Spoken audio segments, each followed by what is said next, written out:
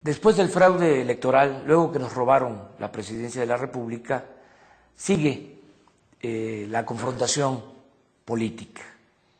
¿Por qué la confrontación?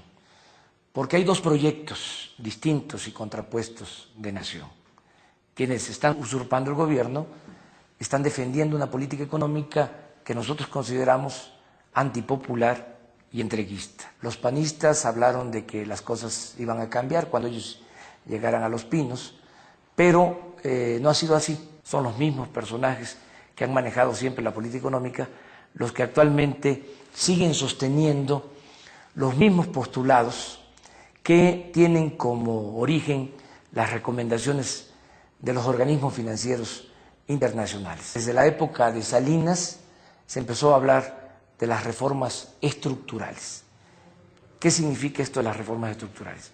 Lo que quieren es privatizar la industria eléctrica, del petróleo, quieren cobrar más impuestos a la mayoría del pueblo y mantener los privilegios fiscales, quieren terminar con el régimen de seguridad social. Hace poco se reformó la ley del ISSSTE en ese contexto, en ese marco de la política económica neoliberal.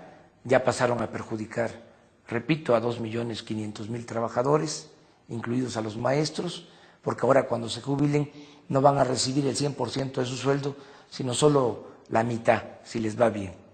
Pero es muy interesante porque cuando se aprueba esta reforma en la Cámara de Diputados, en la Cámara de Senadores, cuando el PRI y el PAN de nuevo se ponen de acuerdo y apoyan esta iniciativa, declara en Washington el presidente del Fondo Monetario Internacional, Rodrigo Rato, que debe saberse fue ministro de Finanzas de José María Aznar, el presidente de España, un presidente conservador.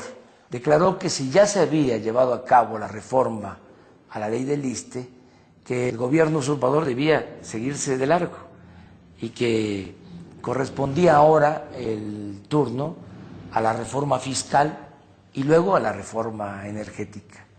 Pero para ver cómo se corresponde la política neoliberal mundial, la política de la derecha, con lo que está haciendo el gobierno usurpador, hace unos días declaró Felipe Calderón que va la reforma fiscal.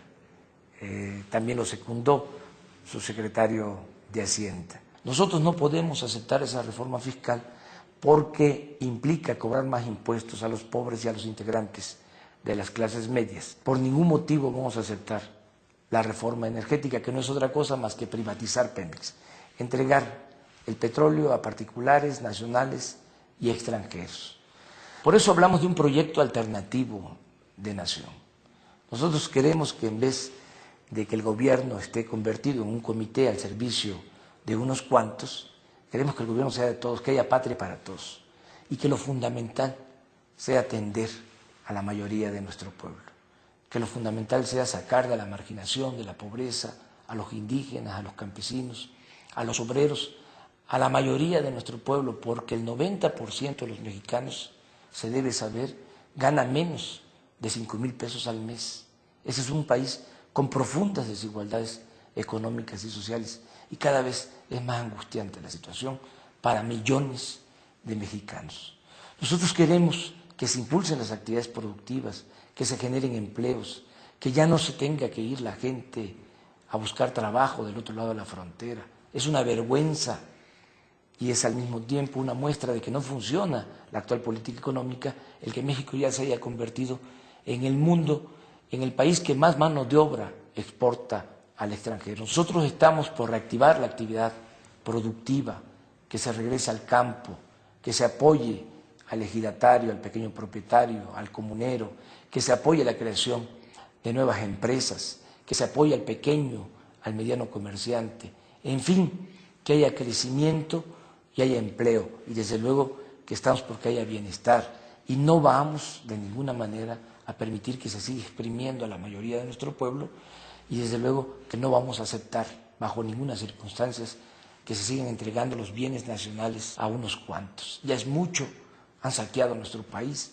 De Salinas a la fecha, desde que se está aplicando esta política económica, han entregado los bancos, las minas, los ferrocarriles, las empresas. Ya nada más queda la industria eléctrica y el petróleo. Ya no podemos permitir que sigan saqueando el país, que sigan entregando bienes de todos a unos cuantos. Vamos a seguir luchando.